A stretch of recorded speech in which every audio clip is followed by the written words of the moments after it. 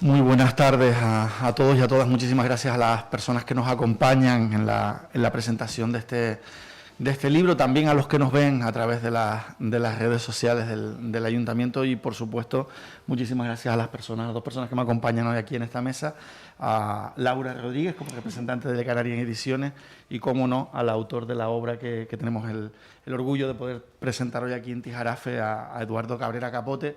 Un libro, 186 escalones, en memoria de los canarios de Mauthausen, que le confesaba al propio autor ahora, justo antes de comenzar este acto, que no es fácil de leer. Y no es fácil de leer no porque el lenguaje y la forma de expresarse de Eduardo no sea más que entendible por todas las personas. Además, lo felicito por eso, porque también es un trabajo muy didáctico.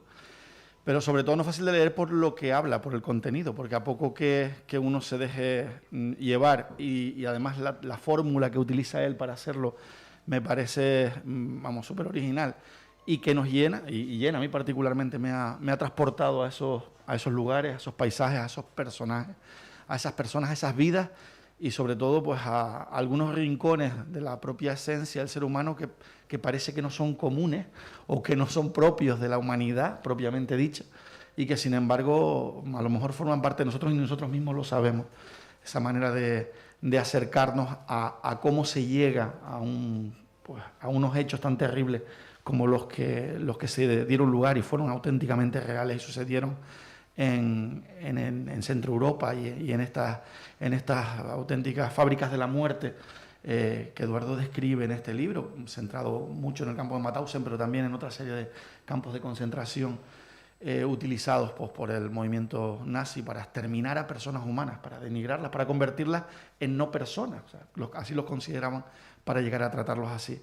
Y dentro de eso, pues un grupo de 45 canarios que lo que nos hace es acercarnos todavía más. Parece que ¿no? en un mundo globalizado a veces somos capaces de interactuar mejor con todas estas historias cuando las acercamos a lo que nos es conocido y cercano. En este caso, pues al sentimiento de formar parte de la comunidad canaria y el hecho de saber que hay paisanos nuestros, incluso un tijarafero. Hoy que estamos aquí en Tijarafe no puedo dejar de nombrar a José Rodríguez Rodríguez. Hacía la cuenta antes porque me parecía increíble. Nació en el año 18 y lo asesinaron en el año 42.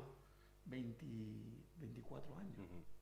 24 años. La verdad que pensar que alguien por sus ideas, probablemente fue el motivo que llevó, y las circunstancias de la vida que lo llevaron a formar parte de esa terrible historia y perecer en ella, pues nos hace pensar aquí que podíamos haber sido cualquiera de nosotros en aquel tiempo. Y sobre todo y fundamental, y es uno de los grandes hitos para mí de esta obra, es ayudarnos a intentar que esto no se olvide para que no vuelva a pasar más.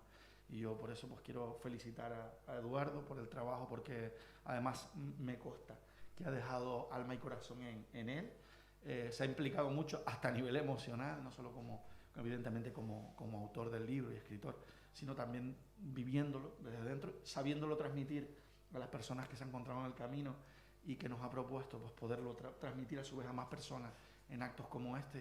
Y yo poco más les voy a decir para no hacer más spoiler de la obra y que se la lean, pero desde luego sí animarlos a que la vivan. Ellos que más que leerla es vivirla.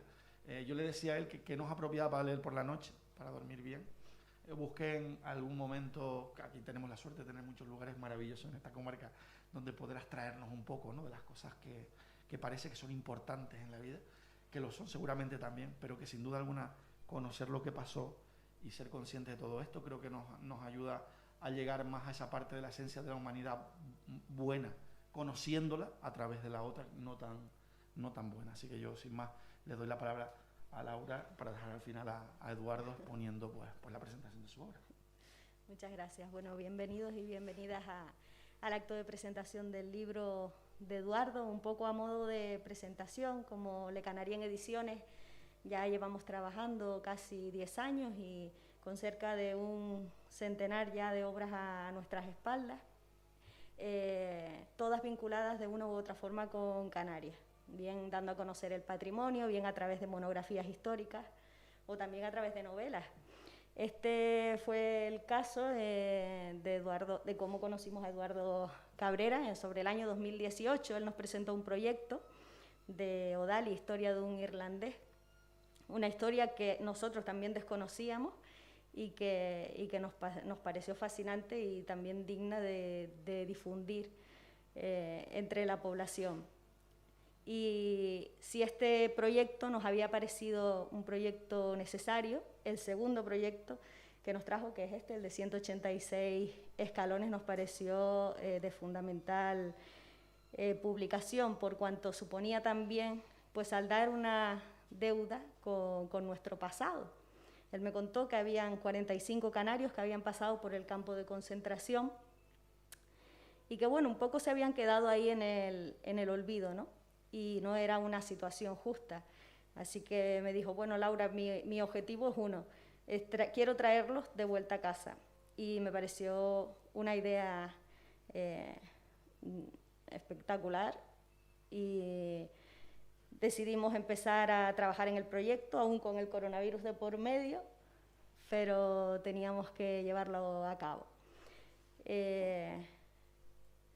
Quería dar las gracias también a las instituciones que también entendieron la necesidad de sacar adelante este proyecto, y también tengo que decir que una de las primeras instituciones que lo apoyó fue justamente el Ayuntamiento de Tijarafe. Así que quería pues darle las gracias públicamente, y también a Diana, que nos ha facilitado mucho el poder estar aquí hoy en la Casa de la Décima presentando la obra.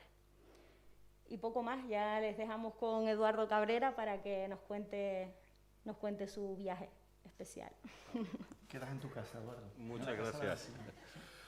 Muchas gracias. Bueno, y gracias, alcalde Marcos, porque se nota que lo has leído. Gracias, porque da igual las ideas que uno tenga si no ahí tienen el apoyo de quien tiene los recursos, que son las instituciones. ¿Me puedo quitar la mascarilla ahora? Gracias. Y gracias también a Le Canarien Ediciones, que desde el principio pues lo vio y fue para adelante. Y aprovecho, bueno, y saludar también a las personas que siguen este viaje a través de Internet, para compartir también con ustedes un detalle que seguramente puede pasar desapercibido. En el año 2020, el 5 de mayo, se cumplieron 75 años de la liberación del campo de Mauthausen, y era la fecha que teníamos previsto para sumar este libro a las conmemoraciones.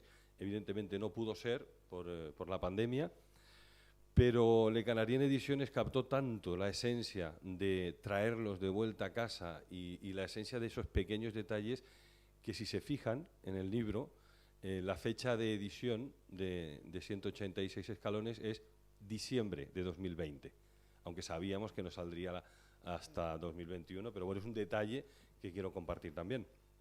Antes de empezar con este viaje, insisto, hay un artículo que aprovecho en estos días para recordarlo. Es un artículo en el que se habla de la casa de los últimos nazis, el esfuerzo final contra la impunidad, y cómo países como Canadá, Estados Unidos y Alemania siguen todavía hoy buscando a los responsables del Holocausto, de esa matanza.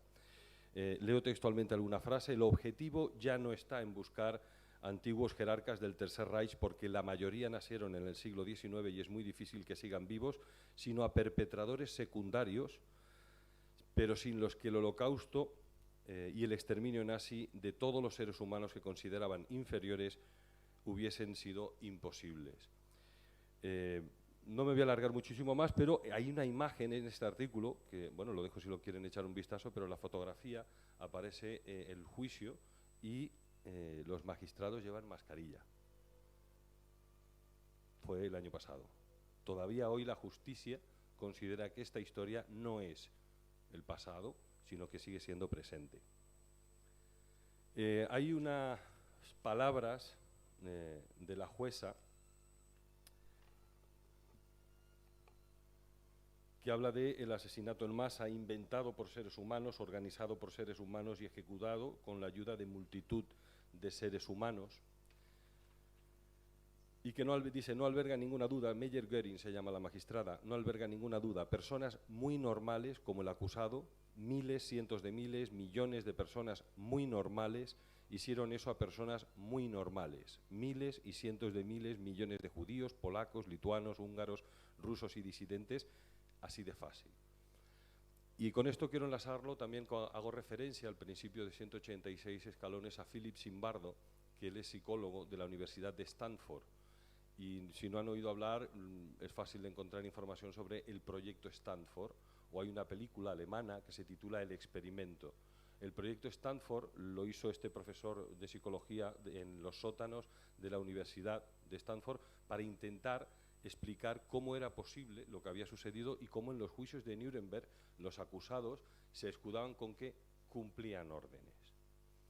Philip Zimbardo escribió el libro El efecto Lucifer, en el que nos dice, bueno, el experimento consistió en aleatoriamente buscaron gente muy normal, como nosotros, y por sorteo los dividieron entre presos y guardias. Y el experimento no pudo terminar por el grado de sadismo al que se llegó. Ese es el experimento Stanford. Y eso demuestra lo que dice Philip Zimbardo en el efecto Lucifer, que cualquiera de nosotros nos podemos convertir en monstruos si se dan las circunstancias adecuadas. Y esas circunstancias adecuadas se construyen, y se construyen como se construyó el Holocausto, con discursos, con propaganda, pero también con la ignorancia de quienes no saben distinguir en esos discursos esa propaganda y esa semilla de odio en realidad al diferente.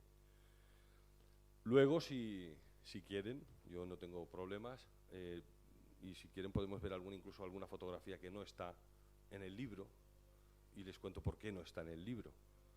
Porque si se preguntan qué hacían estos 45 canarios, cómo llegaron a Mauthausen, podemos responder al final, pero yo a veces digo, ¿y qué más da?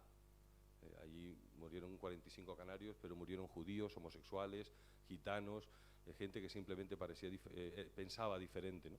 No hay ninguna razón para infligir el sufrimiento que tuvo que padecer esta gente, ¿no? Una cita más que también, porque conocemos a los personajes que cometieron las mayores aberraciones. Hemos oído hablar de Joseph Goebbels, de Goering, de Himmler, Martin Bormann, Rudolf Hess, pero no sé por qué no hemos oído hablar de Fritz Bauer.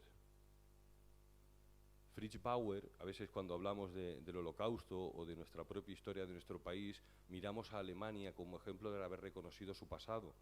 Pero es oportuno también saber que le llevó 20 años, que después de la Segunda Guerra Mundial, quienes sobrevivieron, que lo hicieron movidos por la necesidad de contarle al mundo lo que había sucedido allí, porque no era imaginable en aquel entonces, se encontraron con una sociedad que no quería saber, que había dejado atrás la guerra y empezar una vida nueva. Ese silencio fue otro campo de concentración al que tuvieron que enfrentarse los supervivientes, y una negación también institucional por parte del gobierno alemán. Fritz Bauer era fiscal alemán y se empeñó en que Alemania no podía olvidar y que tenía que reconocer su responsabilidad de lo que había sucedido. Fritz Bauer fue amenazado de muerte y todavía hoy las circunstancias en las que murió no están del todo claras. Con esto quiero decir que no se consiguen las cosas tan fácil, pero que lo que hoy Alemania tiene, que son campos de concentración en forma de memoriales, donde en algunos la visita a los institutos es obligada, les llevó también su tiempo, ¿no? Y bueno, sí, es quizás un lugar al que mirarnos para tomar referencias. Y dicho esto, vamos a empezar ese viaje. Es un viaje, como decía el alcalde Marcos Lorenzo, es un viaje que no es agradable. Hay una cita de Jordi Évole, que yo la pongo precisamente por lo oportuna de la cita, pero también porque sale de alguien muy popular en el que quizás nos miramos mucho. Jordi Évole, en un prólogo de uno de los libros, en las memorias de Ignacio Matamaeso, de Alfonso Matamaeso, dice, lo que van a encontrar aquí les va a doler mucho, pero ese dolor es la vacuna contra el olvido. Y yo estoy completamente de acuerdo. Así que he buscado la forma original. Claro, se ha escrito tanto de la Segunda Guerra Mundial, del Holocausto, que cómo hacerlo de manera diferente. Una novela no me atrevía, porque me parecía incluso una falta de respeto, intentar ficcionar algo tan duro, porque ni siquiera leyendo y sabiendo y habiendo estado allí, creo que uno se acerca siquiera a imaginar lo que tuvo que ser. Cada vez que cuando uno entra en los campos, hay algo que no podemos evitar, y es ser conscientes de que vamos a salir. Ese subconsciente que nos dice que estamos de visita, eso no le sucedió a ellos, y es una distancia lo suficientemente enorme como para no poder entender lo que allí sucedió y lo largos que se podían hacer los minutos donde la muerte te estaba acechando a cada instante y casi de forma aleatoria. Quería empezar este viaje por las vías de tren porque son significativas, pero también porque ningún campo de concentración se ubicó en el lugar donde se ubicó de forma casual. Todo tenía una razón de ser. Y si tenemos tiempo, nos pararemos también, por ejemplo, en Auschwitz, donde precisamente las vías de tren tenían algo muy, muy particular. En este caso, estas son las vías del tren de Mauthausen, y nos vamos a bajar de la mano. Quien se asome a 186 escalones va a ser protagonista de traerlos de vuelta a casa, porque serán las víctimas quienes les vayan a guiar en este viaje en primera persona para volver, para que las víctimas les cuenten a ustedes cómo fue aquello y para que ustedes traigan a esa víctima que hayan elegido acompañadas del resto de los compañeros, ¿no?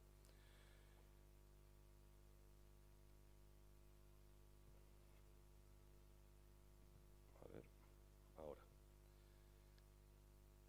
La estación de Mauthausen, hoy se nos pueden poner los pelos de punta cuando oímos hablar de Mauthausen, Auschwitz, Birkenau, Chelmo, Sobibor, Treblinka, pero son nombres que en aquel momento no existían, o sea, no existían porque no se conocían. Y eso nos dice que para entender la situación de lo que sucedió tendríamos que trasladarnos a aquel momento, quitarnos todo lo que conocemos hoy en pleno siglo XXI, porque en aquel momento era absolutamente impensable y sin embargo sucedió. Nosotros tenemos la suerte de contar con la referencia de la historia. Ellos no tuvieron esa suerte y no pudieron advertir lo que se venía. El Mauthausen está a orillas del río Danubio y justo cuando nos bajamos de la estación hay unos 3 kilómetros hasta el campo de Mauthausen, que está en lo alto de una colina, y tenemos que atravesar el pueblo de Mauthausen. Aquí tendremos que volver después, porque vamos a pasar por sitios que se nos van a pasar desapercibidos completamente, pero que juegan un papel importante, y eso también nos demuestra cómo a veces teniendo las cosas delante no lo advertimos sencillamente porque no conocemos qué sucedió o qué sucedió exactamente en el sitio en el que nos encontramos. Y como ven, Mauthausen es un pueblo que podría ser conocido pues, por su arquitectura, por su tranquilidad. Es muy bonito. Esto es una fotografía que puede parecer que tiene que ver. Hombre, pues es que los libros son lo que nos van a ayudar para tener esa herramienta del conocimiento y saber advertir esos detalles que la ignorancia no nos va a permitir darnos cuenta de ellos. Y un lugar como Mauthausen vive hoy con el lastre de su historia. Cuando dejamos atrás el pueblo de Mauthausen, podemos subir por este camino peatonal. Ambos lados vamos a encontrar, no los vamos a ver porque hoy son viviendas particulares y no quise tampoco sacar esas fotografías, pero son viviendas particulares, son chalés que en su día fueron la residencia de los oficiales nazis del campo de concentración de Mauthausen. Y me van a escuchar durante la charla hablar de nazis y no de alemanes, que creo que es una distinción oportuna, porque ni todos los alemanes eran nazis, ni todos los nazis eran alemanes. Hubo nazis lituanos, franceses, húngaros, rumanos, italianos, españoles. Esta es la entrada principal al campo de Mauthausen, las caballerizas, una de las verjas del campo, y aquí vamos a parar porque estamos de nuevo a 1,5 kilómetros de Mauthausen. Esto es Gusen. Verán que muchos canarios murieron en Mauthausen-Gusen.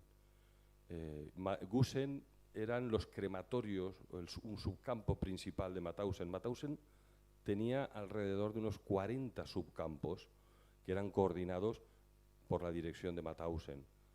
Estamos hablando que todos los campos tuvieron decenas de subcampos, entre ellos Gusen, donde quienes llegaban allí no había salida. Sería comparable con Birkenau, cuando hablamos de Auschwitz, cuando hemos oído hablar o visto el tema de las selecciones en los andenes de tren. Eso es Birkenau, que está a 3 kilómetros de Auschwitz. Está Auschwitz I y Auschwitz II Birkenau. Subcampos. Aquí vivían los oficiales también bueno, aquí ahora vive un arquitecto. Cómo la historia hace que se vayan mezclando el pasado horrible y cómo parece que la historia se va difuminando hasta normalizarlo, ¿no? Me llama la atención porque yo me pregunto a mí mismo, que es muy oportuno hacernos preguntas, si yo sería capaz, ¿no?, de vivir en un lugar donde tuvieron aquellos acontecimientos, ¿no? Estas son las viviendas de los oficiales nazis que trabajaban en Gusen. Insisto en lo de trabajaban porque era su trabajo.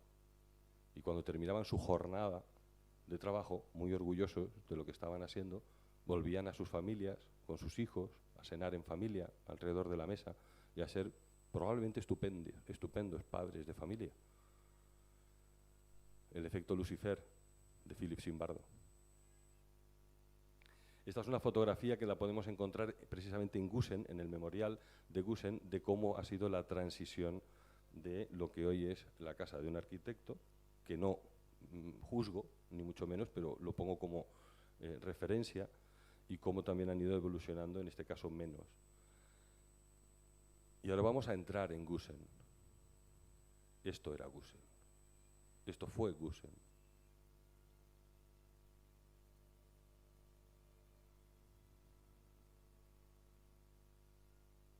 Esto es Gusen hoy. Solo queda los crematorios que quisieron conservar como memorial. Y si se dan cuenta, en apenas unos metros hay unas viviendas unifamiliares donde cada mañana las familias se levantan, abren la ventana y tienen los crematorios. De la misma manera que aquí en Tijarafe pueden ver una puesta de sol, ellos ven los crematorios. Esta es la imagen del día de la liberación, el día de la liberación del campo de concentración de Mauthausen, el 5 de mayo de 1945. Vamos a entrar en Mauthausen. Esta puerta se encuentra justo por detrás del campo. La primera que vimos, que es la principal, la más conocida, es, digamos, la entrada oficial, por donde entraban los oficiales nazis. Por aquí era por donde entraban los presos que llegaban al campo de Mauthausen. Este es el patio de las formaciones. Tenemos justo la puerta por la que acabamos de atravesar detrás. A mano derecha están las instalaciones, lavandería, enfermería. Enfermería es uno de los muchos eufemismos con los que nos vamos a encontrar cuando hablemos del horror nazi. Han oído hablar de el trabajo hará libres, otro eufemismo, y conoceremos muchos más. Normalizaban lo imposible. A mano izquierda, los barracones. Esta es una imagen del campo de concentración. En la puerta del fondo es por la que acabamos de entrar. Los presos formados, detrás de ellos los barracones. Aquí se hacían recuentos diarios y podrían durar horas. Podía nevar, podía hacer sol, podía llover, pero tenían que cuadrar. Se restaban los muertos y se sumaban los recién llegados hasta que la cifra cuadrara. Los nazis eran escrupulosos con su trabajo y eran los números, porque, como hemos señalado antes, hay un término que ellos utilizaban que eran subhumanos o no humanos. No los consideraban. De hecho, Joseph Goebbels, ministro de la propaganda, que había un ministerio de la propaganda, se denominaba así, utilizaban películas con ratas para hacer el símil de, en aquel momento, la población judía. Y desde que llegaron al poder se construyeron las juventudes hitlerianas para el adoctrinamiento desde edades tempranas en esos conceptos de subhumanos. Y al final, como nos dice Philip Zimbardo, si construimos las condiciones adecuadas, acabamos normalizando la monstruosidad. Esto es la entrada a la cuarentena. Quizás otro eufemismo más. La cuarentena era una zona del campo donde ingresaban los presos, estaban allí en cuarentena por si traían alguna enfermedad. Desde luego no les preocupaba si traían enfermedades o no, sino si contagiaban al resto de presos, que eran su obra esclava. La producción, había que producir. Quienes estaban en los campos de concentración estaban condenados a muerte. Había muchas formas de morir, pero una de ellas era el extenuados por el trabajo. Incluso quienes estaban en cuarentena, las condiciones de comida, alimentación y sanidad eran peores que las de los presos del campo. Este es uno de los barracones. Los barracones fueron diseñados aproximadamente para albergar a unas 200 personas y en el momento de la liberación del campo en 1945 llegaron a albergar 2.500 personas. Fíjense, vamos a asomarnos, ahí tenemos un acceso, si se dan cuenta, a mano izquierda.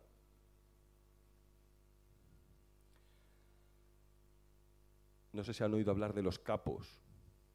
Los capos eran quienes estaban directamente al cargo de la vigilancia de los presos, de que se cumplieran las normas estrictas, cómo hacer la cama, cómo cuadrar todos los minutos contados para lavarse por la mañana, las formaciones. Los capos estaban al frente de cada uno de los barracones y no eran oficiales nazis, eran compañeros presos. Los nazis los elegían de entre los más violentos y hacían su trabajo casi mejor que los propios oficiales nazis, porque eso les suponía una ración más de comida. La supervivencia y las condiciones adecuadas nos convierten en monstruos otra vez. Con lo cual, cuando oigamos hablar de los capos, debemos saber que eran presos también, no eran nazis. Esta es una imagen, un dibujo que encontramos dentro de uno de los barracones de Mauthausen, realizado por uno de los presos, y esta era un poco la situación real, ¿no?, que se vivía en los barracones de Mauthausen.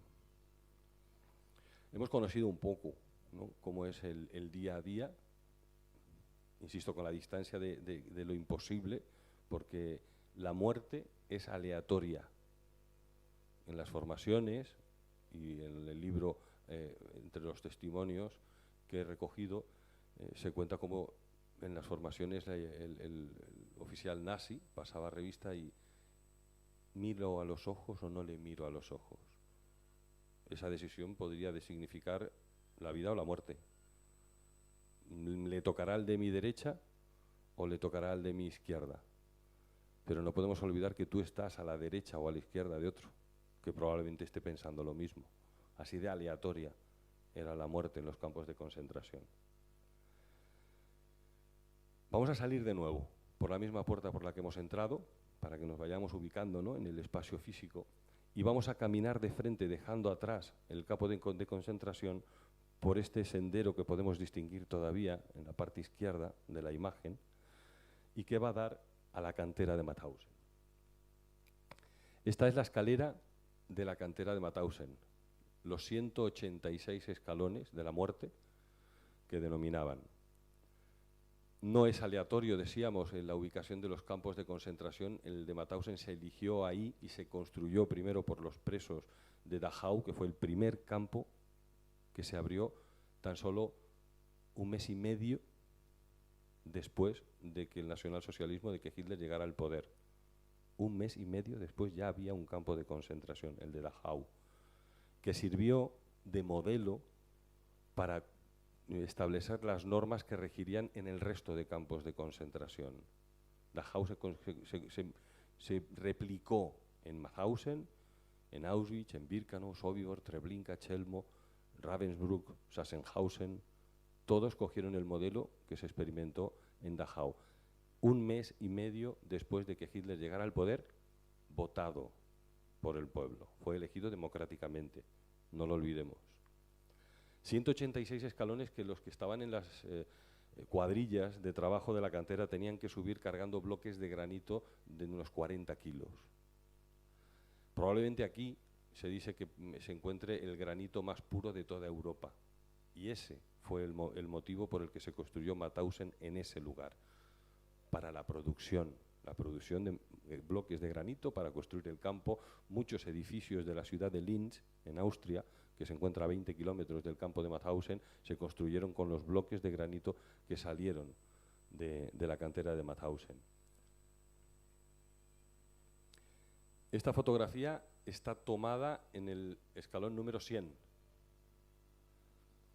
Puedo decirles que subí y bajé esos escalones con la mochila, con el equipo fotográfico, que puede pesar unos 15 kilos, con todo. Y, ¿cómo explicar? 14 horas diarias, subiendo 1, 2, 10, 11, 12, 19, 20, 36, 99, 100, 101 y 186 escalones, cargando bloques de granito para volver a bajar y volver a cargar otro bloque de granito.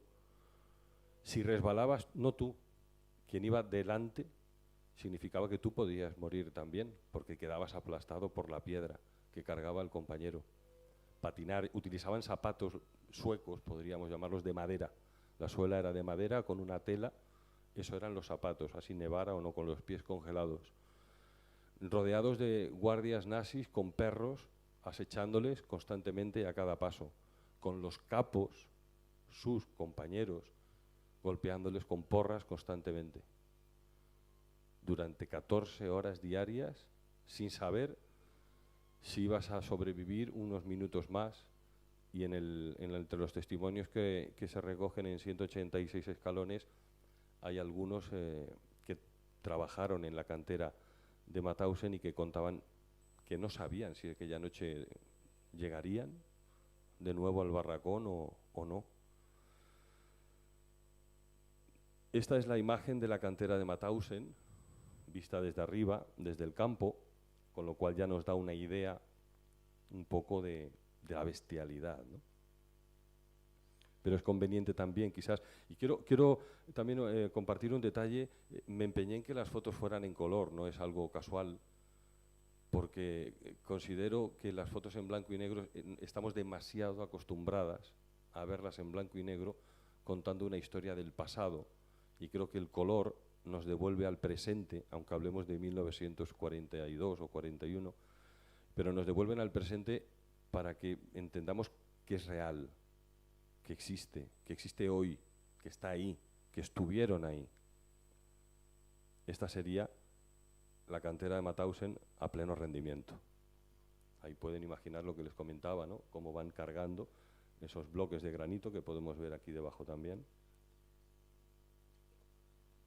Y como, si se fijan, no solo quienes están cargando las piedras por la escalera que ya van subiendo, sino quienes están abajo, cómo están esperando su turno con su bloque cargado al hombro. Me pregunto, en el libro, me hago la pregunta, y serán ustedes quienes la tengan que responder, ¿cuánto puede durar un minuto en esas condiciones, ¿no? ¿O cuánto puede durar un día o una semana? ¿Cómo el concepto temporal se tiene que disparatar y de qué manera, ¿no? Hay testimonios también que hablan de ello. Esto, vamos a volver un poquito hacia atrás. La escalera, lo que acabamos de ver, y volvemos allí, es el risco, la caída que cae a mano derecha. La identifican, ¿verdad?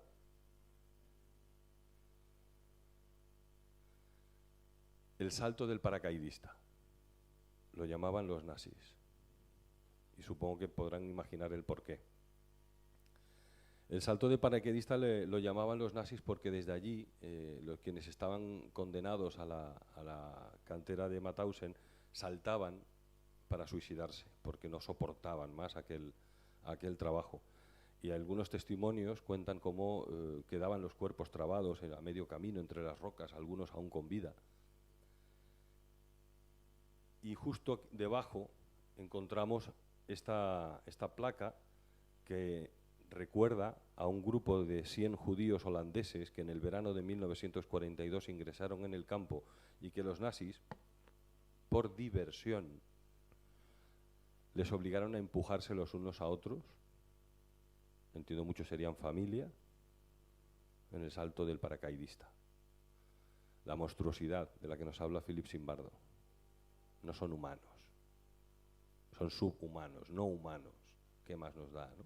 Con la misma poca, o con tan poco remordimiento con el que somos capaces a lo mejor de aplastar una cucaracha, tenemos que entender que con esa misma normalidad ellos lanzaban al vacío a seres humanos. La monstruosidad de la que nos habla Philip Zimbardo. Cuando estuve en la cantera de Mauthausen, son lugares a los que es necesario ir con calma y a pensar. Hay que saber a dónde se va y con qué intención, ¿no? Porque es necesario emplear tiempo, parar, y luego lo veremos en Dachau, para reflexionar, para intentar de alguna manera escuchar los sonidos, los lamentos que seguramente estén ahí todavía, de quienes tuvieron la desgracia de sufrir Mauthausen y la cantera. Y en ese ejercicio de estar en silencio, pero al mismo tiempo acompañado por quienes estaban allí, apareció este grupo. Y lo capté con la cámara porque me parece tremendamente importante. Basta advertir que no llevan mochilas y las vestimentas me hacen pensar que no son turistas. Probablemente sean vecinos del propio pueblo de Mauthausen o de algún otro de los alrededores, y que van acompañados de 3 niñas. Una de ellas alza el brazo señalando los 186 escalones. Les cuentan lo que allí sucedió a las generaciones que vienen detrás, para que tengan esa referencia histórica de lo que allí sucedió, porque serán las personas que tomen las decisiones mañana. Así de importante es conservar la memoria histórica. Es memoria y es historia, sin ningún tipo de connotación política. Cultura y conocimiento, memoria e historia. Esta es la puerta de entrada a la cámara de gas de Mauthausen. El agujero que hay en la puerta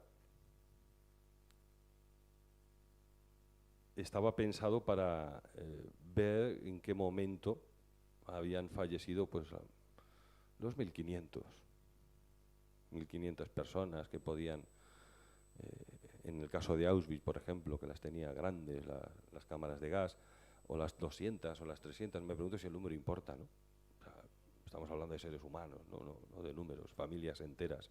Los nazis lo utilizaban también para ver el espectáculo, la deshumanización del hombre del que habla Primo Levi. Un espectáculo dantesco, terrible, porque algunos testimonios cuentan cómo el instinto de supervivencia, cuando se abría el gas, hacía que al final, al abrir la puerta, se encontraran los más fuertes en lo alto de una montaña de cuerpos sin vida, tratando de buscar el último aliento de aire. Y digo los más fuertes, en la parte alta de la montaña de cuerpos, porque debajo quedaban los más débiles, que eran los niños y las mujeres. Estos son los hornos crematorios de Mauthausen. Nunca dejaron de funcionar. Ni en Mauthausen, ni en Auschwitz, Birkenau, Treblinka, Sobibor, Chelmo, Ravensbrück, Sachsenhausen y tantos otros. Vamos a relajarnos ahora un poquito, porque yo sé que esto es duro, ¿verdad? Y vamos a volver a la estación de tren. Pochaker. El río Danubio, allí es donde vimos el nombre del pueblo de Mauthausen, y Pochaker es la empresa que está justo al lado del río Danubio, justo te lo encuentras nada más salir de la estación de Mauthausen. ¿Por qué nos paramos aquí? Porque es importante. Hay muchas empresas que todavía hoy existen y marcas muy conocidas que participaron de alguna manera también en el Holocausto, beneficiándose del trabajo esclavo de los presos de los campos. Hemos conocido la cantera, pero había muchos tipos de comandos dentro de los campos de concentración, y algunos se denominaban comandos externos porque realizaban su labor fuera de los muros de Mauthausen, en algunas de las empresas. Pochaker fue una de ellas.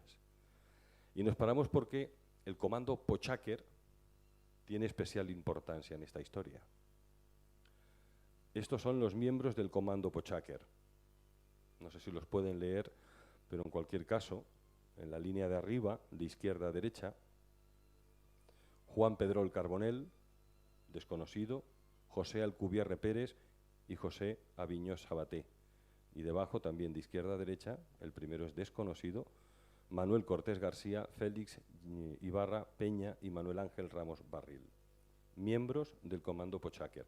Y les voy a pedir que se fijen en las fotografías por si algo les llama la atención.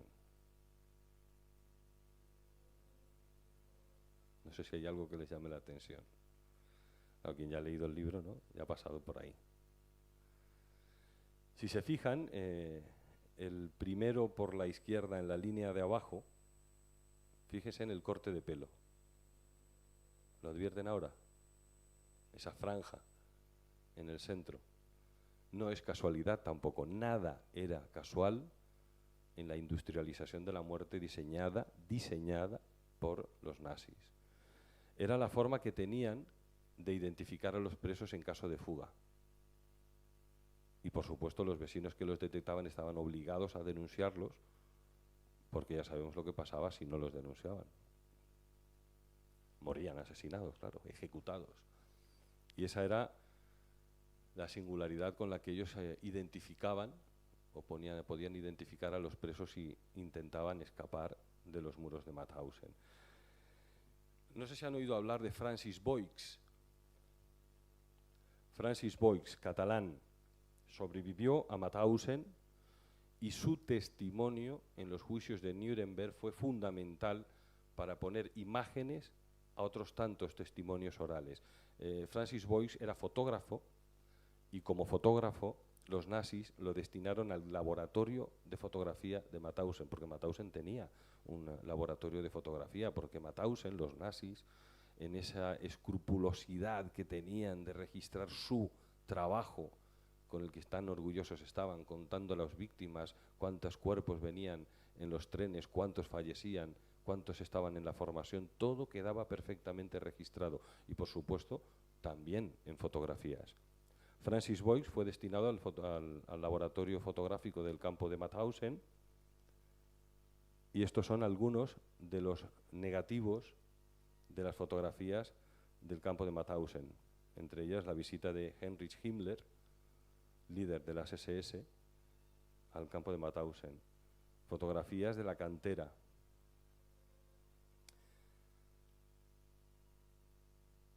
Estos son miembros del Comando Pochaker después de la Segunda Guerra Mundial, después de la liberación del campo de Mauthausen.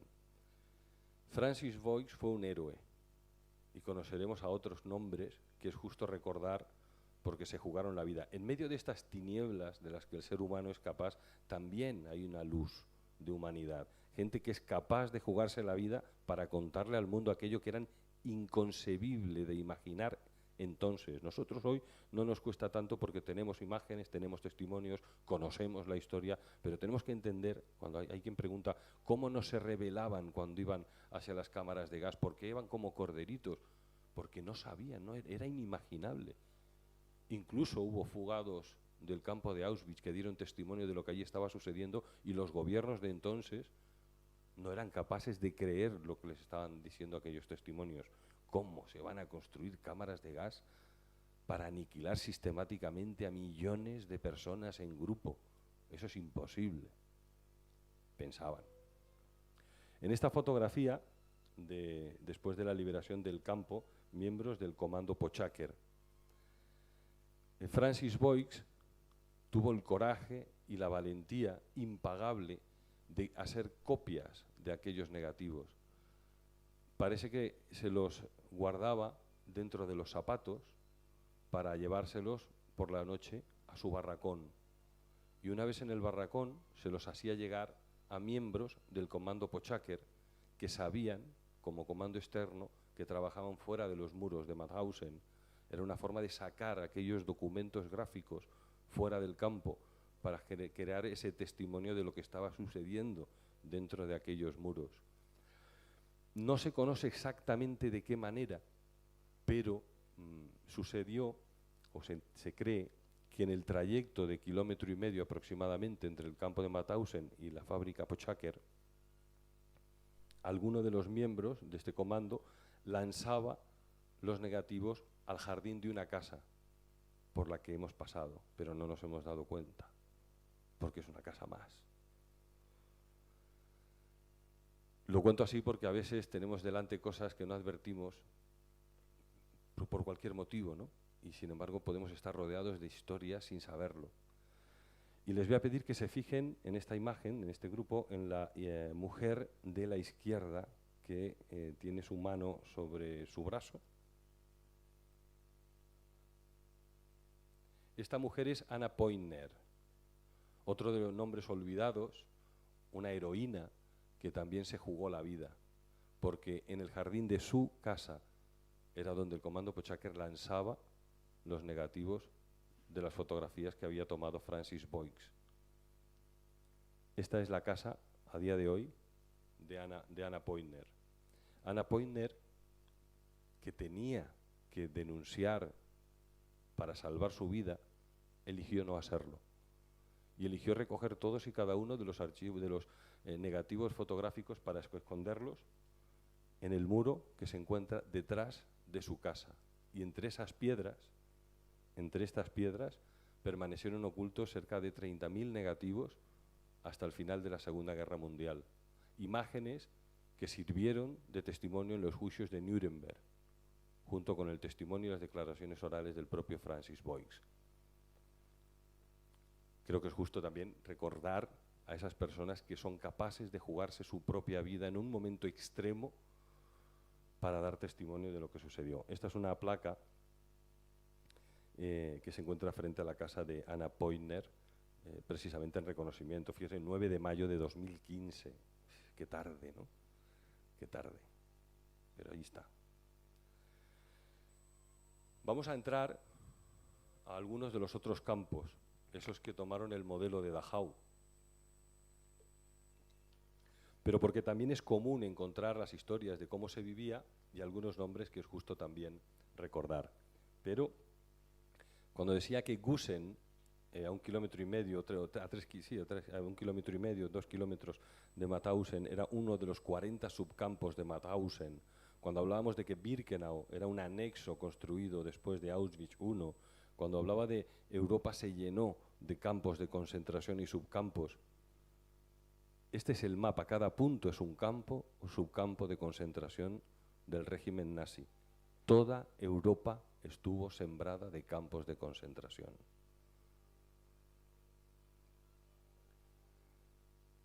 Esta imagen es muy popular, que es la entrada a Birkenau, donde se hacían las elecciones en los andenes, se separaba a los hombres, a las mujeres, normalmente los niños iban con las mujeres, con las personas mayores, en definitiva, quienes no servían para trabajar, se les separaba e iban directamente a la cámara de gas.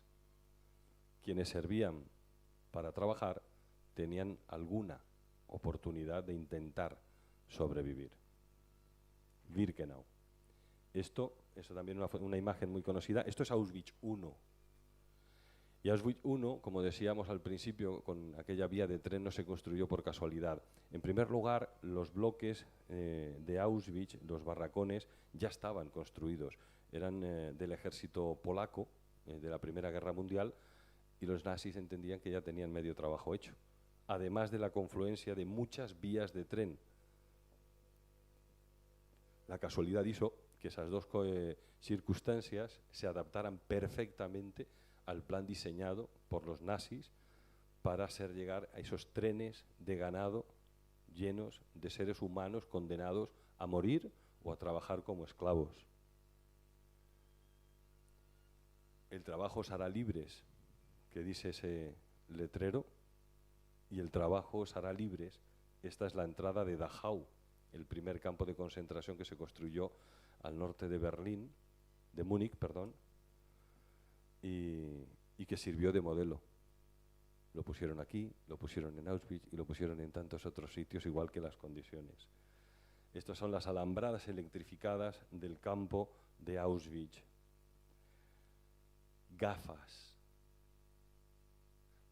Pero como decía, en estos sitios tenemos que pensar y reflexionar, ¿no? Y yo no veo gafas. Cada una de esas gafas tenemos que ponérselas a un rostro, porque las llevaba. Cada par de zapatos eran de seres humanos que llegaron en esos trenes de ganado al campo de Auschwitz. Cada par de zapatos era un ser humano, con sus sueños, con su infancia, con sus recuerdos, con sus ilusiones, como tú, como yo, exactamente iguales. Y maletas que dentro del engaño tan perfectamente diseñado se les indicaba que pusieran su nombre para luego poder recogerlas después de darse una ducha. Y con aquella candidez de quien ignora, de no advertir determinados discursos, no eran capaces de imaginar hacia dónde se dirigían, ¿no? Esto es un muro en el bloque 11, que era el bloque de las ejecuciones. Aquí sencillamente se fusilaba. Quien entraba en ese bloque no salía, como quien entraba en las cámaras de gas. Pero vamos a detenernos en el número 17. Uno más, en principio, de todos los bloques que forman Auschwitz I. En esos adoquines frontales, delante del barracón, era donde se formaba, de la misma manera que hemos visto cómo se hacía en el patio de las formaciones en Mauthausen.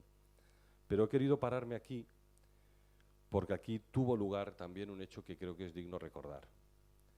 De la misma manera que en Mauthausen tenían la estrategia para evitar las fugas, con el corte de pelo para localizar a los presos, en Auschwitz se establecía que si algún preso intentaba fugarse, tenía que ser consciente de que 10 compañeros de su bloque iban a ser condenados a muerte.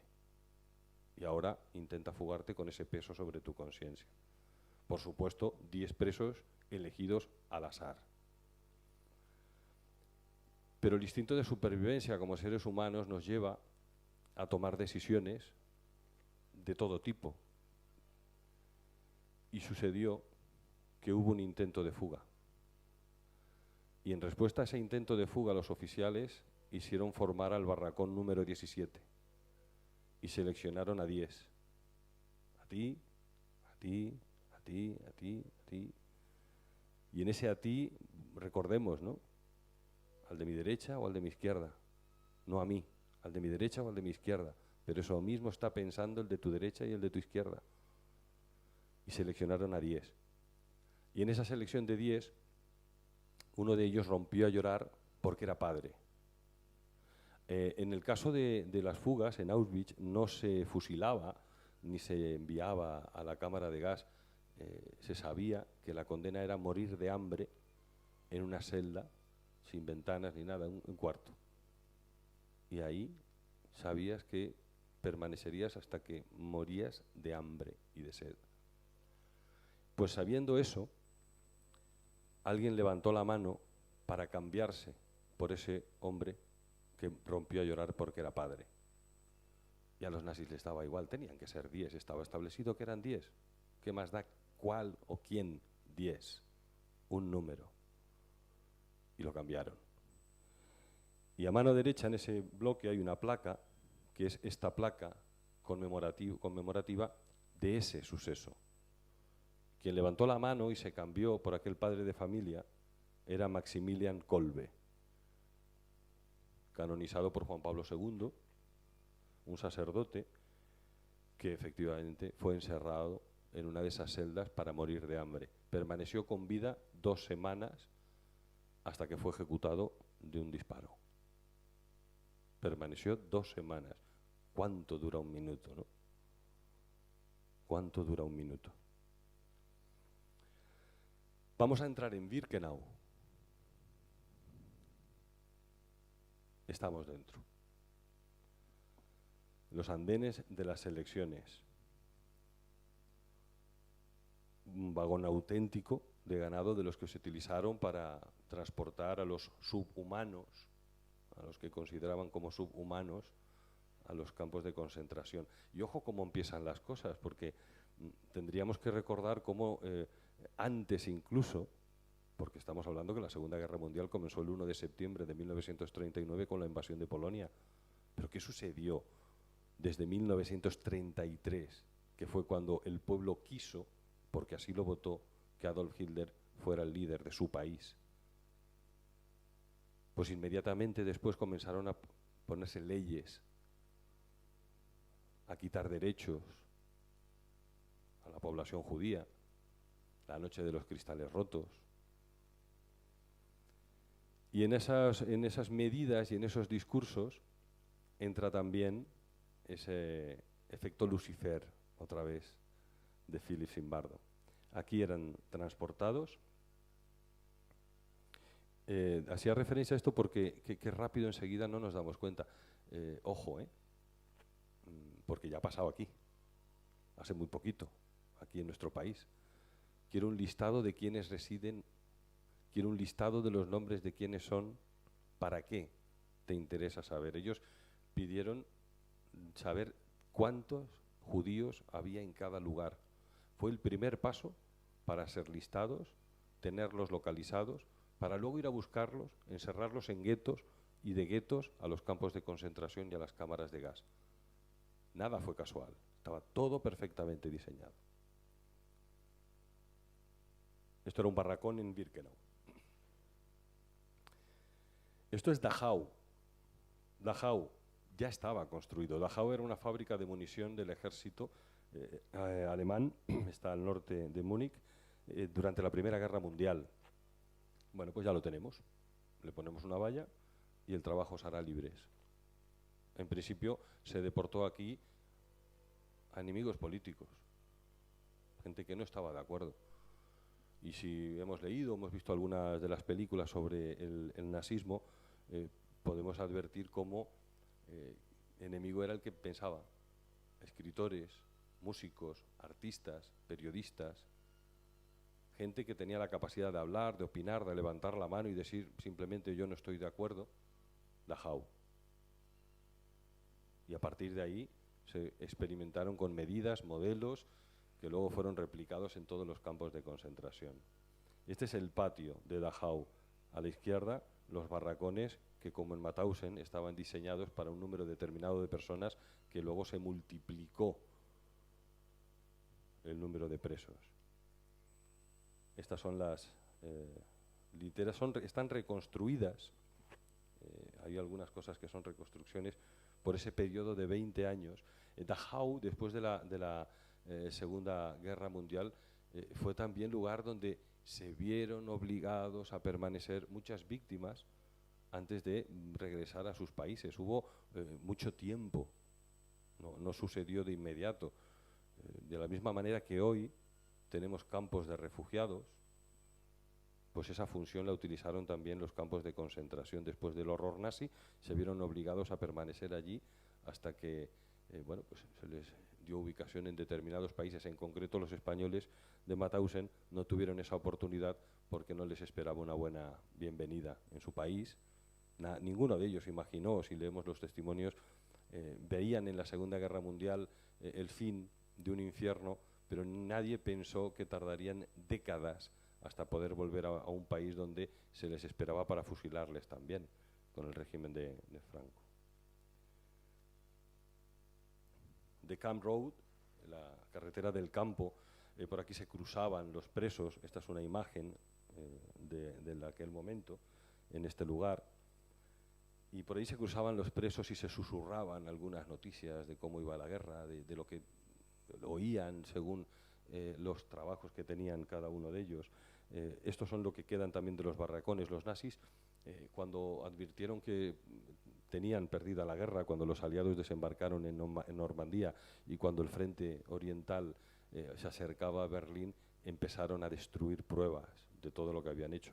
Bueno, pues entendían que el mundo no iba a aceptar aquello. Afortunadamente no pudieron eliminarlo todo, pero permanecieron, bueno, pues entre ellos Dachau, Auschwitz, Birkenau, Mauthausen y documentación, desde luego. Esto es uno de los extremos del campo de Dachau. Vemos a mano derecha el campo, hay esa zona verde, no se podía pisar. Pisar esa zona verde daba autorización para disparar a matar. Los campos, el de Dachau también, estaban diseñados no solo para que nadie saliera, sino para que nadie de fuera supiera qué sucedía dentro. ahí en ese foso estaría lleno de agua en aquel entonces, y en estas piedras vemos también alambre de espino, se distingue sobre las piedras blancas, la alambrada electrificada de unos 2,5 metros. Detrás de los árboles frondosos hay otro muro también de otros 2 o 3 metros, también con alambre de espino electrificado. Escapar era imposible. Pero vamos a quedarnos con esta perspectiva. La entrada la tenemos detrás de nosotros y allá al fondo, en la esquina, perfectamente disimulado entre arbustos, hay una puerta. Una puerta que la atravesamos con mucha vegetación, un camino muy bonito, pero que da acceso a los crematorios de Dachau. Estaban ahí mismo, pero ocultos, intentando que, aunque se sospechaba por las columnas de humo, las cenizas de los seres humanos que nevaban, que caían sobre el campo, el olor a carne quemada, se sabía que algo de eso sucedía. Pero fíjense qué diseño planificado tenían los nazis. Estamos en la parte izquierda de los crematorios y por esta puerta que vemos abierta, por ahí entraban quienes llegaban en los trenes sin imaginar a dónde llegaban, ¿no? Nos vamos al otro extremo de la derecha y fíjense que en el lateral hay una puerta. Por esa puerta se entra, insisto, para ver cómo está diseñado la ingeniería, ¿no?, de la muerte. Por esa puerta de la derecha accedemos a esta habitación. En esta habitación entraban o colocaban los cuerpos de los muertos que habían fallecido en el campo, probablemente extenuados por desnutrición, por enfermedades, por 1000 razones, ya estaban muertos. Por un extremo entraban los vivos, por el otro extremo colocaban los cadáveres de los muertos en el campo. Vámonos a la entrada, vamos a entrar con los vivos. Entramos con los vivos y la siguiente sala que nos encontramos es esta. Aquí se les daba instrucciones. Aquí estoy en esa esquina para tomar la fotografía y quiero insistir en que en estos sitios tenemos que observar, mirar, invertir tiempo. Porque en el tiempo que yo estuve en esa esquina para sacar esa fotografía, por esa puerta que vemos abierta apareció un grupo de personas y siguió de frente y salió por la otra puerta. Al fin y al cabo es una habitación vacía. ¿O es lo que vieron? Yo no veía una habitación vacía. Yo veía a las personas que estaban desnudándose para darse la ducha. Si nos paramos y observamos, hay una plaquita, si la lees, sabes dónde estás. Si no lees y no sabes dónde estás, pasas de largo. Leer. Hay que saber. Y entonces veremos las cosas de otra manera diferente. Y esta es la cámara de gas de Dachau. Hemos entrado por la izquierda. Esa puerta que vemos al fondo da a los crematorios. ¿Se dan cuenta ahora? Como desde la izquierda y desde la derecha, los vivos y los muertos, pero todos acaban y confluyen en los crematorios. No es casual. Eso no surge por casualidad.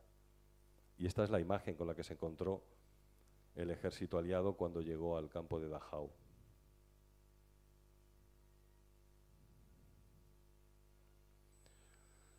Dachau, como Auschwitz y como muchos otros campos, se dedicó para experimentos, lo que los nazis denominaban ciencia.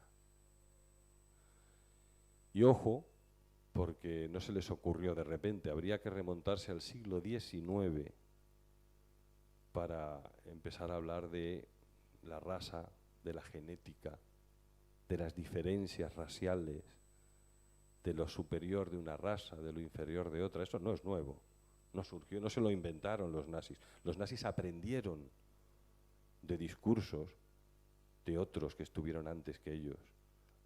Aprendieron de quienes eligieron los nazis que serían sus líderes de pensamiento, quienes les iban a indicar qué era lo que había que hacer, cómo había que pensar la raza aria, la bandera, la nación, la identidad, nosotros y nadie más. Y se termina así. En estas 3 imágenes vemos a un hombre que está siendo utilizado para experimentar. En este caso, estaban experimentando con cuánto puede aguantar el ser humano la presión atmosférica. Se le sometía a presión, a ver, como cobayas, exactamente igual, claro. Eran subhumanos, no eran como los nuestros, no son humanos, son no humanos, por eso podemos experimentar con ellos. ¿Y para qué se experimentaba? Pues sencillamente en este caso se les experimentaba pues para ver cuánta presión podían soportar los pilotos del ejército nazi. Se les sumergía en piscinas con hielo para ver cuánto tiempo necesitaban o tenían para rescatarlos en el caso de que los pilotos cayeran, por ejemplo, en el Mar del Norte. Querían saber para aprender ellos y utilizaban a seres humanos para esos experimentos. Y bueno, todo tipo de torturas inimaginables,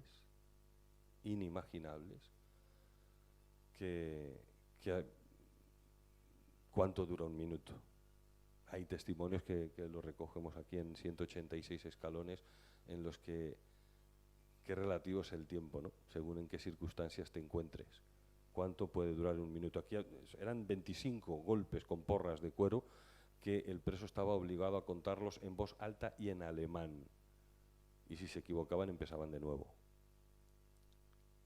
En mi opinión, es de las menos duras de las torturas que podían infligir los nazis en los campos de concentración. Bueno, y los nombres tienen rostro, como habría que colocar en cada uno de los rostros las gafas que vimos y en los pies los zapatos que estaban y las maletas llenas de esperanzas. Para nada, ¿no? Bueno, estas son algunas de las fotografías que encontraremos precisamente en los crematorios de Mauthausen. Y ahora, que es en realidad un poco a lo que se asoma el público en general a 186 escalones, creo que es necesario este viaje primero. Yo sé que es duro, pero creo que la curiosidad de quiénes eran los 45 canarios, de qué municipios eran del mío, qué apellidos tenían.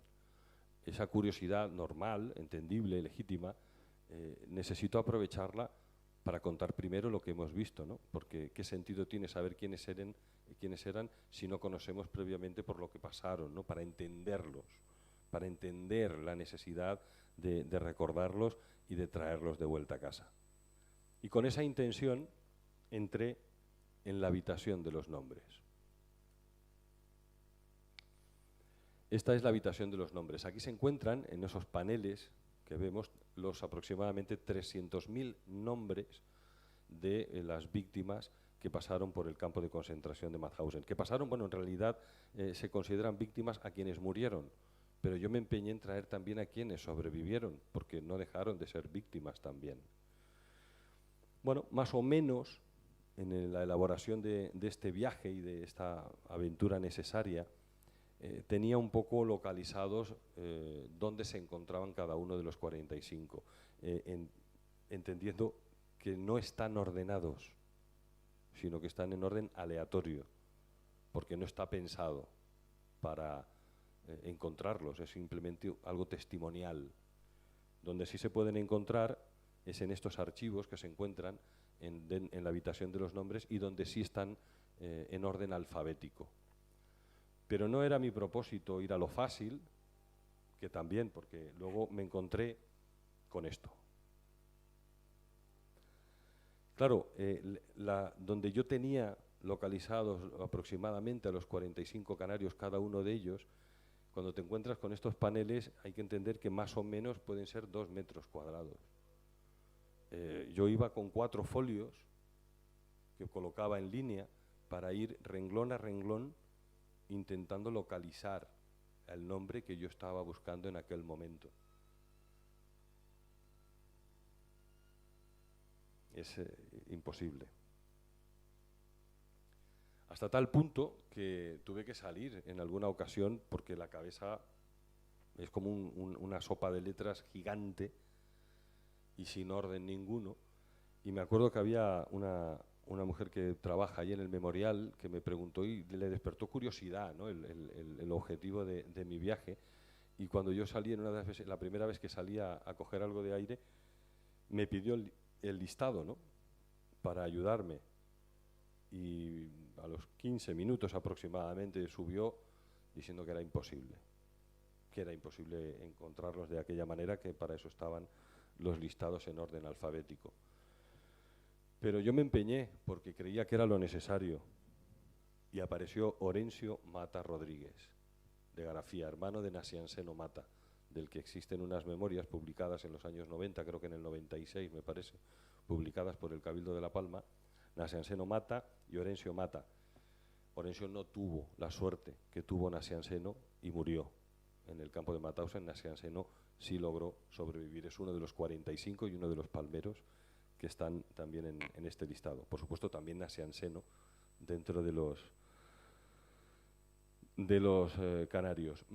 Claro, me daba el impulso, ¿no? En haber encontrado a Orencio Mata, que fue el primero, me dio el impulso de seguir a por el segundo. Pero qué difícil.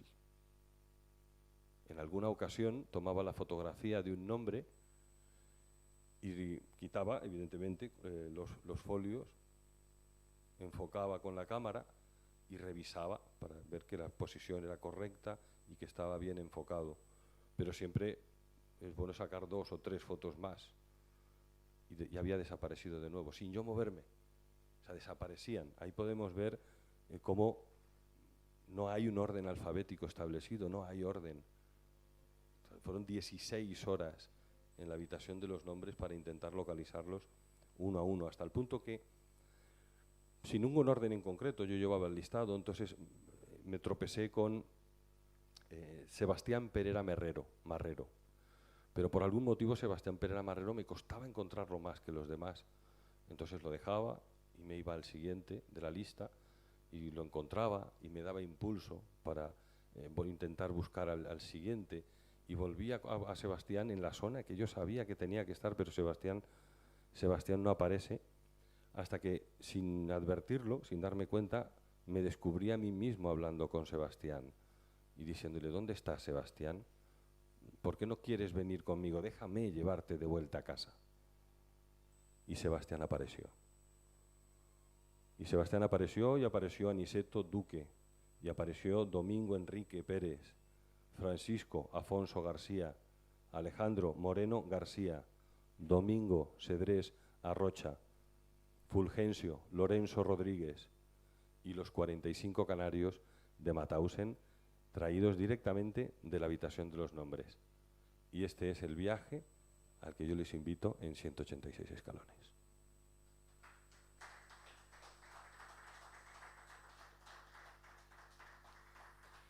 Y si me gustaría, bueno, el libro lo termino, yo si quieren después alguna pregunta no tengo ningún problema, ¿vale? Pero sí me gustaría terminar, a no ser que, insisto, que quieran seguir, creo que el libro termino diciéndoles: ahora les toca contarlo a ustedes. Pues ahora les toca contarlo a ustedes. Nos toca a nuestra generación recoger el testigo de quienes sobrevivieron para contarlo y no están.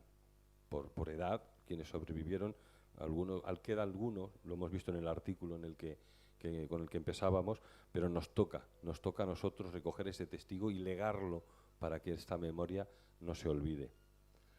Y me gustaría recordar también, ya lo hacía el alcalde, lo hacía Marcos Lorenzo, a José Rodríguez Rodríguez, que nació el 20 de mayo de 1918 en Tijarafe. En el transcurso de la Guerra Civil es movilizado y enviado a la península. Deserta en el frente, pasando y huyendo a Francia. Con el final de la guerra, tras la invasión alemana, Alemania fue detenido por los nazis y preso en el campo de prisioneros de guerra de Stalag 11B y deportado al campo de concentración de Mauthausen el 26 de abril de 1941 en Gusen, fallecido y asesinado. Y me gustaría, eso fue el 24 de febrero de 1942. Y a mí me gustaría aprovechar la oportunidad que estamos precisamente en Tijarafe, en el municipio de José Rodríguez Rodríguez, y si puedo pedirle al alcalde que se acerque. Porque hemos querido también, tanto la editorial como yo, pues traerlos de vuelta a casa.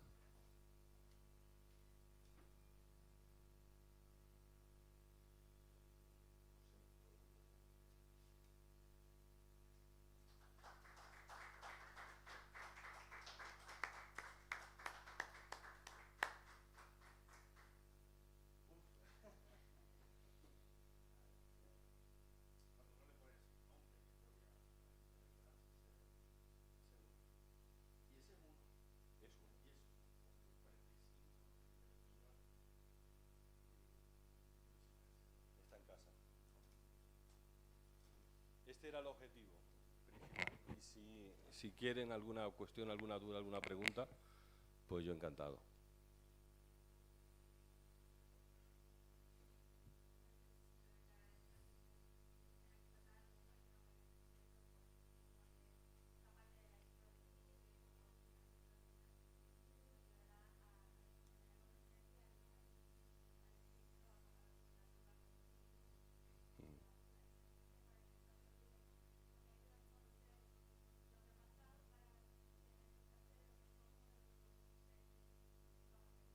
No, completamente de acuerdo. Los pueblos que olvidan su historia están condenados a repetirla.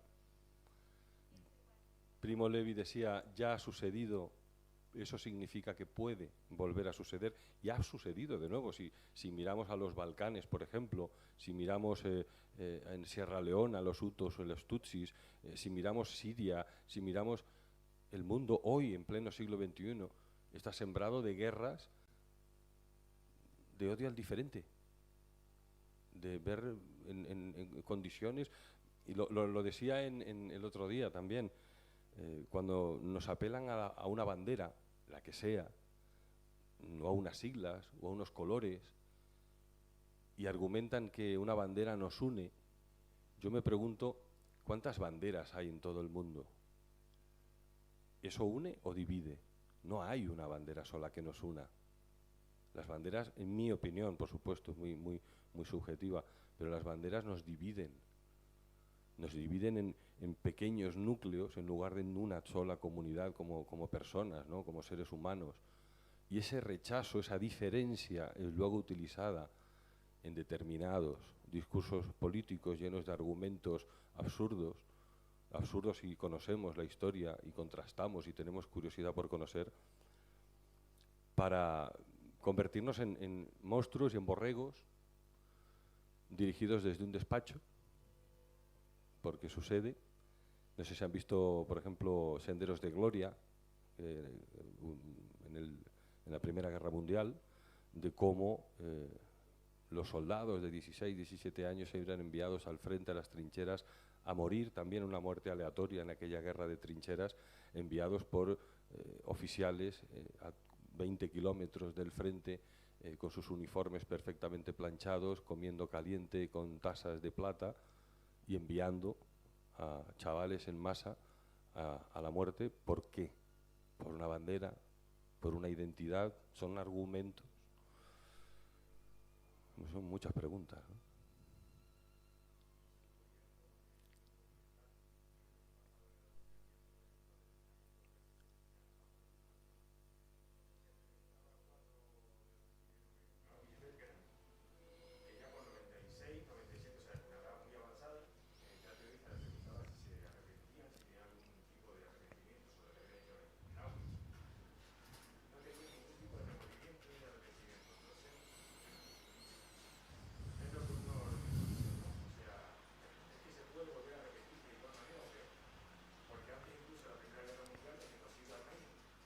Por ejemplo.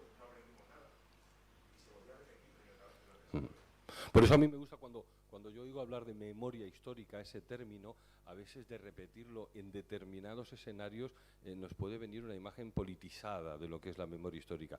Bueno, yo les invito a que participen simplemente del significado de las palabras, memoria e historia. Mantengamos nuestra historia en nuestra memoria para evitar que pueda volver a suceder. Yo creo que eso es legítimo, más allá de quién apele a esa memoria histórica, ni qué bandera ondee. Es historia y tenemos que mantenerla en la memoria para evitar que vuelva a suceder. Es cierto, claro, el adoctrinamiento es que es tan difícil en cualquier ámbito, ¿no? Que una persona acepte, y me pongo yo también, aceptar que uno ha estado equivocado durante tanto tiempo. Es difícil aceptarlo. Y eso nos lleva, y voy a decir que casi sin querer o sin pensarlo, a alimentar nuestras convicciones con aquellos argumentos que nos lo ratifican, para no tener que reconocer que estamos equivocados. Lo difícil es aceptar esa posibilidad de que podamos estar equivocados e intentar buscar en distintas fuentes para saber si nuestro pensamiento es el correcto o no. Hace unos días alguien me decía, la historia es que siempre ha sido contada por los vencedores. Sí, hasta el siglo XX. Afortunadamente en el siglo XX han surgido corrientes de historiadores que han cogido esas historias contadas por los vencedores, las han unido con los testimonios de los vencidos y nos están dibujando la historia tal como fue. Lo difícil es coger ese estudio científico, histórico, alejado de emociones, banderas y sentimientos, sino contar exactamente lo que sucedió y descubrir que a lo mejor no estábamos en lo correcto. Por eso, en función de dónde nos venga la información, puede haber un interés o no. Y si vamos a hablar de ciencia, escuchemos a la ciencia. Si vamos a hablar de historia, escuchemos a los historiadores. Y en nuestra historia tenemos que entender que vamos a encontrar sombras, igual que hay luces, ¿no? Pero tenemos que aceptar también que ninguna generación hereda las culpas de sus generaciones anteriores. No, tampoco los méritos. La historia es la que es. Sí podemos elegir la que queramos escribir a partir de ahora, y eso es nuestra decisión hoy. No podemos cambiar la que ya ha sucedido, pero debemos precisamente conocerla para esto. Y además hay advertencias, ¿no? Al final, en el epílogo, hay quien no acostumbra a leer los prólogos y los epílogos de los libros. Yo creo que son muy necesarios, porque en este en concreto también me va a dar información de eso mismo que tú acabas de señalar, y el riesgo que yo personalmente advierto en pleno siglo XXI, ahora en 2021, que advierto en determinados discursos que se me parecen peligrosamente demasiado a lo que terminó en esto, en el Holocausto, y son del siglo XXI, ojo.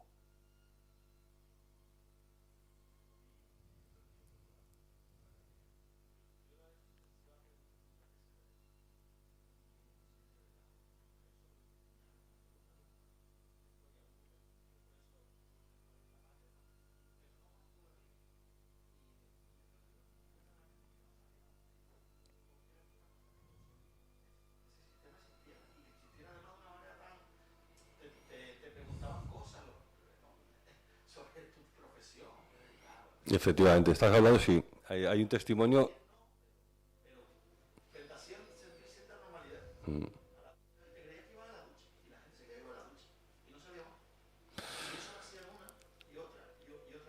Y lo iban mejorando, ¿eh? Y lo iban mejorando.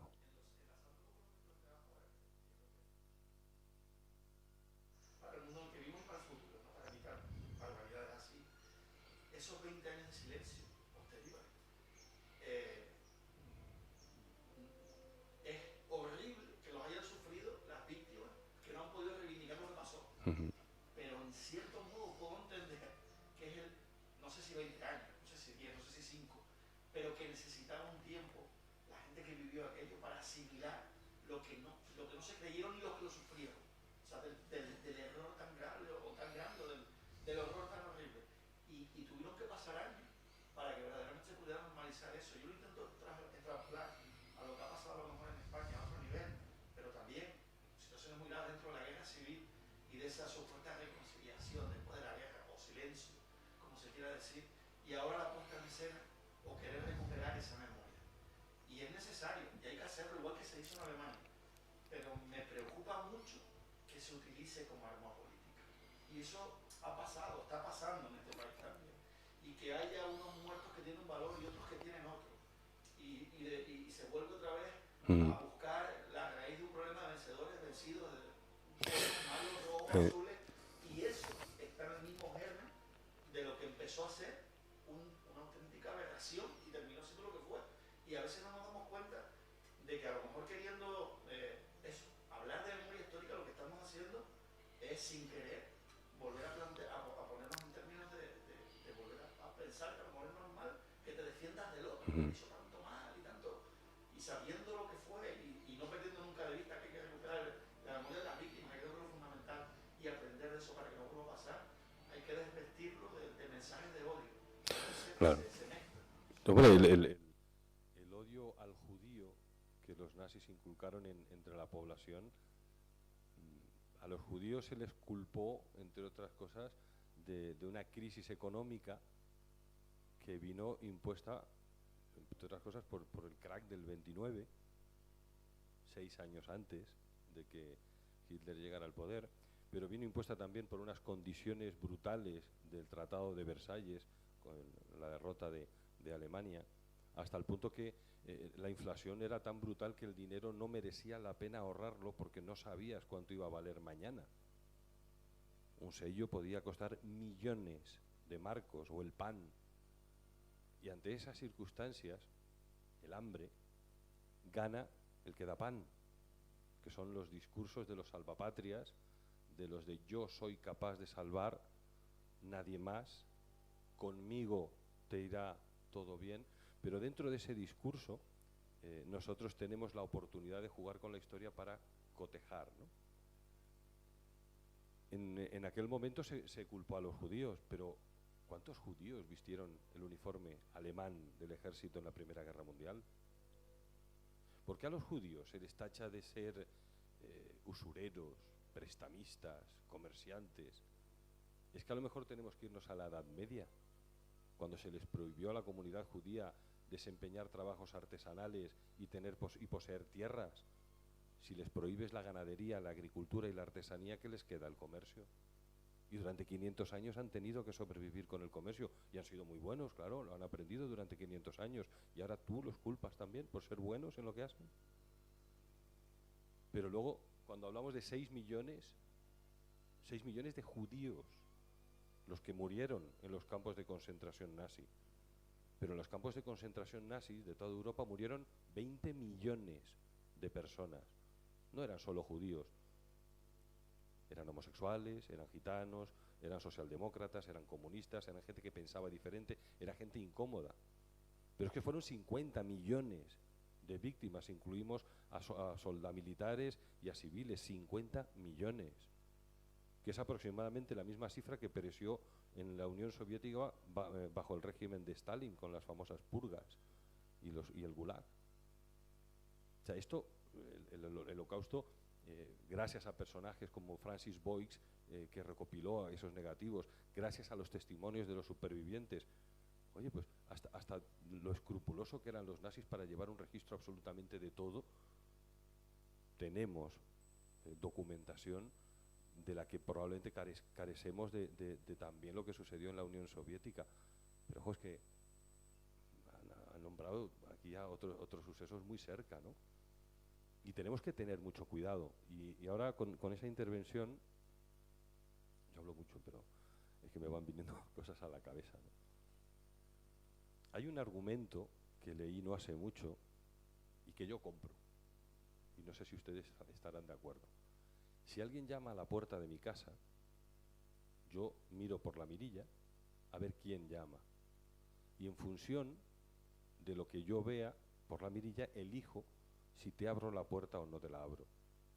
Y una vez que te abro la puerta, es mi decisión, porque es mi casa, elegir si entramos en la cocina, vamos al salón o vamos al dormitorio. Es mi casa.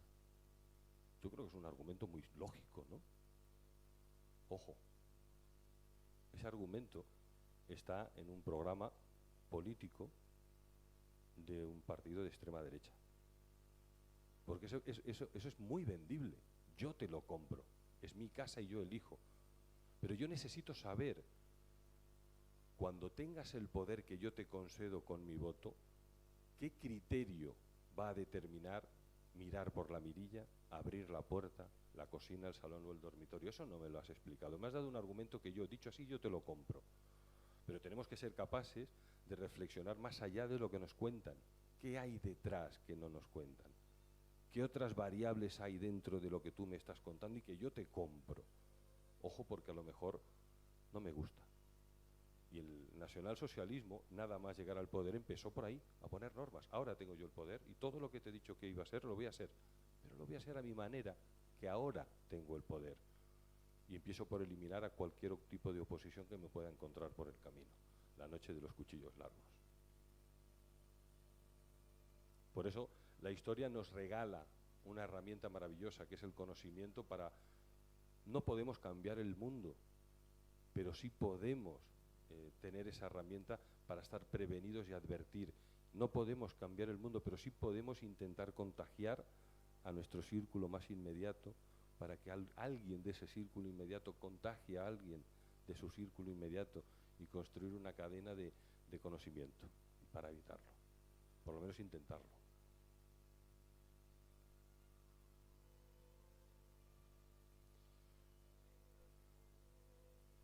Vale. Vamos a ver. Bueno, ahí hay una fotografía, bueno, ya lo hemos contado, ¿vale? Pero, ya que lo recuerdas...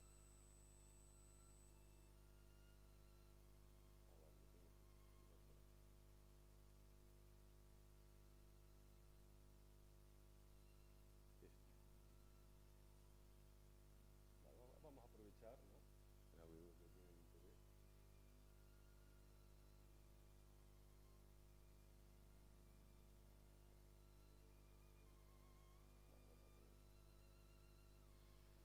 En el campo de Mauthausen fueron internados presos de 40 nacionalidades diferentes.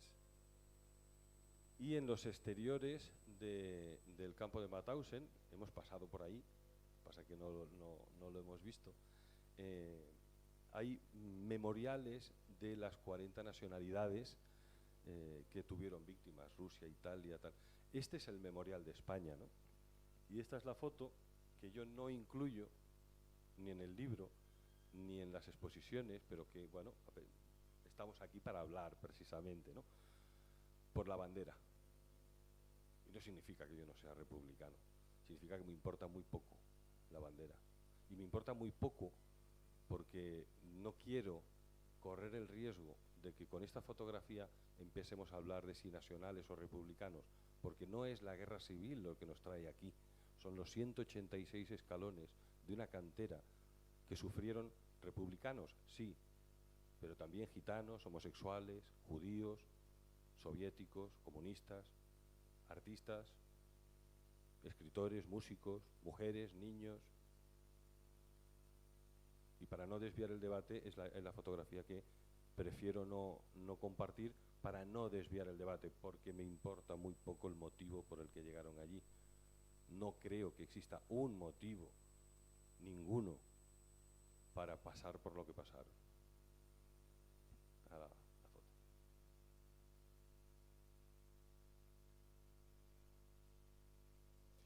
Pues muchísimas gracias a quienes están aquí presentes, a quienes lo han seguido en directo, en streaming, o a quienes lo puedan ver después a través de internet. 186 escalones, ya están en casa, de vuelta, y ahora nos toca contar esa historia a nosotros, recoger el testigo de los supervivientes. Y es a lo que yo les invito, a este viaje incómodo, pero necesario, para que luego sean ustedes también quienes lo cuenten y que perdure. Muchísimas gracias.